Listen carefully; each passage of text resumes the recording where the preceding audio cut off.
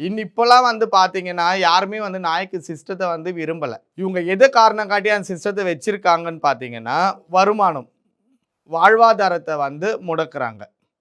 நீங்க வந்து நாய்க்கு சிஸ்டம விட்டு வெளியேறுனீங்கன்னா, நீங்க வந்து ஒரு யாசகம் கேட்கவோ, வேற பொழப்போ நீங்க பொழைக்க முடியாது.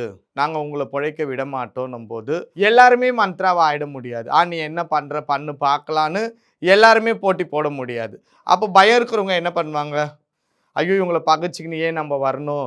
ஐயோ! நம்ம பொழப்பையே கெடுத்துருவாங்கன்றதுக்காக ஒரு பயத்தின் பேர்ல தான் அவங்களோட கூட ஒன்றி இருக்காங்க. இது ஒரு விஷயம். அப்படி பயப்படுற அளவுக்கு என்ன பண்ணிடுவாங்க? என்ன பண்ண மாட்டாங்க? என்ன பண்ணியிருக்காங்க? என்ன பண்ணியிருக்காங்கன்னா, ஒரு மனுஷனை எந்த அளவுக்கு டார்ச்சர் பண்ண முடியுமோ, அந்த அளவுக்கு அனைத்து செயல்களையுமே செய்வாங்க. மென்டலியா? பிசிக்கலியா? மென்டலியாவும் பண்ணுவாங்க, பிசிக்கலியாவும் பண்ணுவாங்க. எல்லாமே செய்வாங்க. அதாவது முதலாவது இவங்களோட கோலே என்னன்னா பணம். எங்கன்னா போய் எப்படின்னா இரு, எப்படியாவது சுத்து, எவன் மண்டையாவது ஒடி, யார் தாலியாவது அறு, எங்கன்னா ஃபிட்பேக் டாடி, கெஞ்சா வித்துக்கோ, எது வேணாலும் பண்ணிக்கோ, பிரச்சனை கிடையாது.